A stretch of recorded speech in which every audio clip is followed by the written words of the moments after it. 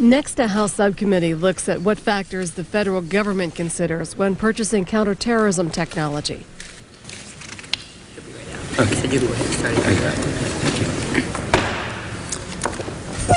The Subcommittee on National Security, Emerging Threats, and International Relations, entitled Counterterrorism Technology, Picking Winners and Losers, is called to order. The emergence of terrorism as a threat to domestic security laid bare our myriad vulnerabilities, but also unleashed a tidal wave of national scientific ingenuity and creativity. Well before September 11th, government, businesses, and individuals pursued development of new technologies to strengthen homeland defenses. Research labs, defense contractors, members of Congress, and others have been inundated with proposals for everything from satellite monitoring cargo containers to individual radiation detectors. We thank all our witnesses for their time, expertise, and we look forward to their testimony. This time, let me just recognize our first panel, and then I'll swear them in. We have Mr. Michael Jacob, Director of Technical Programs, Office of the Coordinator for Counterterrorism, Department of State. We have Mr. Edward McAllum, Director, Combating Terrorism Technology Support Office, Department of Defense. We also have Mr. David Bolka, Director of HSARPA, which is Homeland Security Advanced Research Project Agency, from the Department of Homeland Security. Our final panel and our second panel is Dr. Gordhan Patel, President, JP Laboratories, Middlesex, New Jersey. So what we will do is we will ask you all to stand. Sorry, we get you seated there. If you'd stand, and I'll swear you in. Thank you. Do we have all the panelists here? Yeah. Sorry it's such a crowded table here. Raising your right hand, please. Do you solemnly swear or affirm that the testimony you will give before the subcommittee will be the truth, the whole truth, and nothing but the truth? Note for the record that our witnesses have responded in the affirmative. Thank you for your patience as we had the first panel, but it's Dr. Patel is the first, and Mr. Schwicke and Mr. Sword is third. Mr. Mastronardi is fourth in this. Is that, we got it worked out here? Okay. So, we're going to start as you are lined up, I think. That's how we're doing it? Yeah. So, Dr. Patel, thank you very much for being here.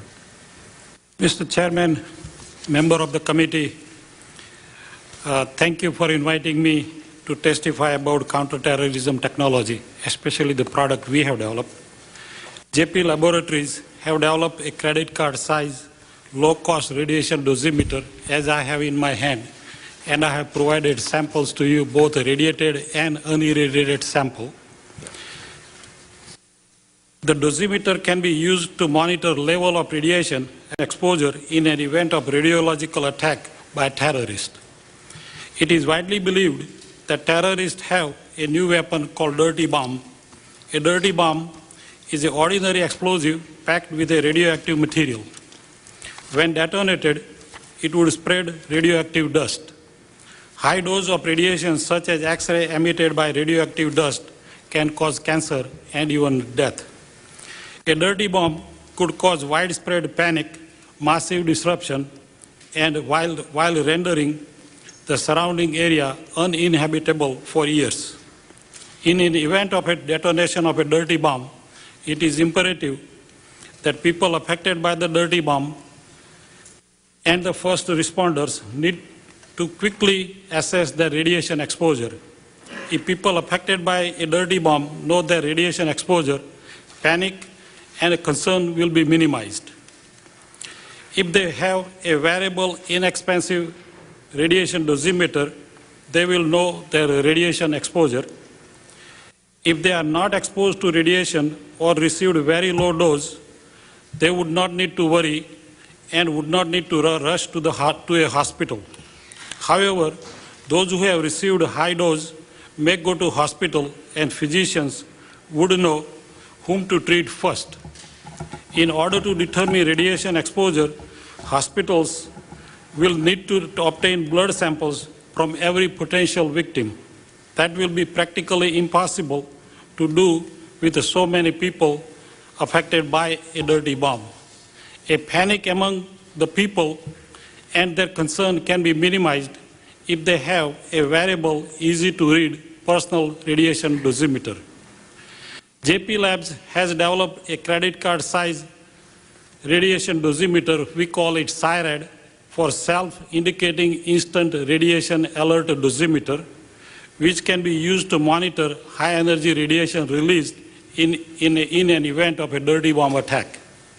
When exposed to radiation from a dirty bomb or nuclear detonation, the strip of SIRAD develops blue color instantly, and color intensifies with the dose, providing the wearer and medical personnel instantaneous information of the victim's cumulative exposure to radiation. The dose is estimated by matching the color of the sensing strips with the color reference chart and the number printed on the side of the sensing strip. It can take days to get such information by other methods currently available. SIRAD is inexpensive, would cost less than about $10. JP Labs has developed several products with the federal funding. The development of SIRAD was funded by Department of Defense, Naval Sea System Command in 1997 to 1999, and lately by Technical Support Working Group TSWIC. TSWIC recognized SIRAD's significance to the first responder and has proceeded to make them aware of the dosimeter availability. TSWIC has selected our second proposal for funding, what we call smart dosimeter. If there is any false positive, it would be indicated. A week ago, I had an opportunity to meet many first responders at the Technology for Public Safety in Critical Incidents Response conference organized by the National Institute of Justice in St. Louis, Missouri. TSWIC has helped many organizations put a number of products and processes into the hands of the first responder to fight terrorism. I will be happy to answer your questions. Thank you very much, Doctor.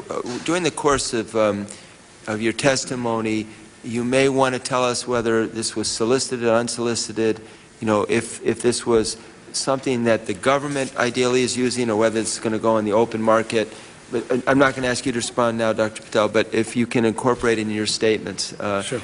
It would be helpful if you can.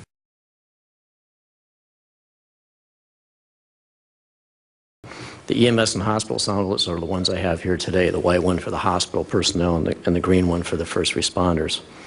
These items are currently offered for sale by our firm with several subcontractors, including the DuPont Company and Global Secure, OnGuard, and North Safety Company. Thank you, Mr. Chairman and members of this distinguished subcommittee for the honor to testify on my company's experience with and opinions of the Technical Support Working Group process.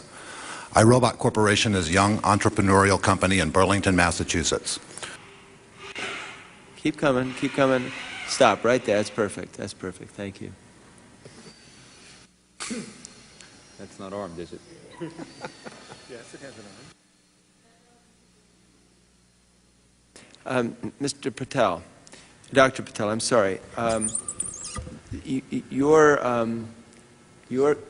cards that you developed, tell me first who the market was for these. At this stage, there is no buyer other than the first responder or the government. Yeah, but the government in many places, this would potentially be folks at customs.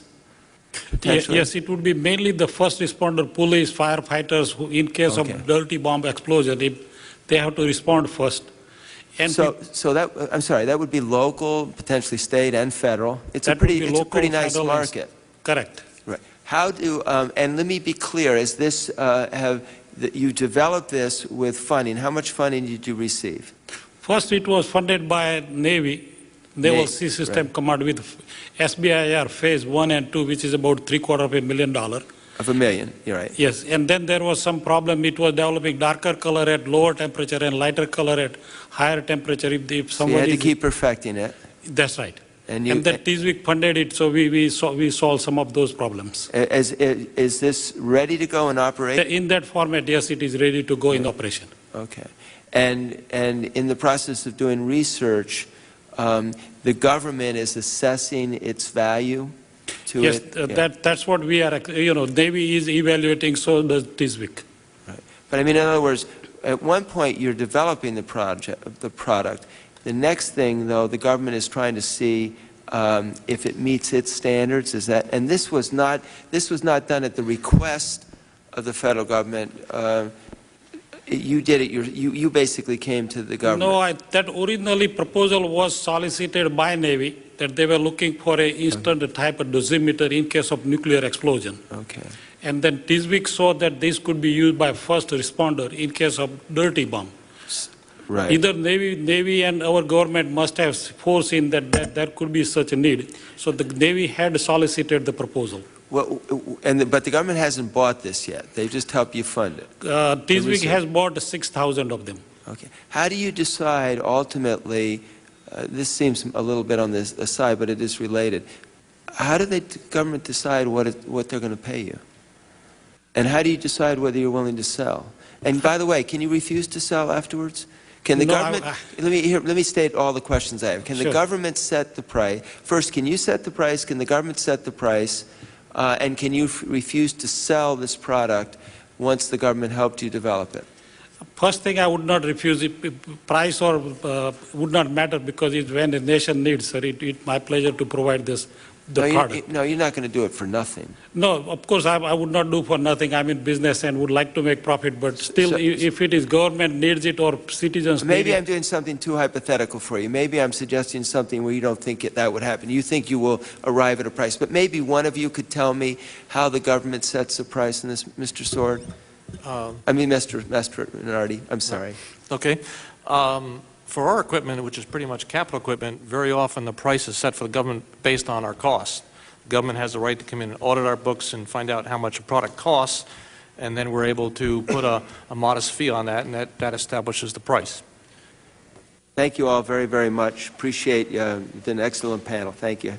Appreciate you coming to Washington to help us out. This hearing is now adjourned.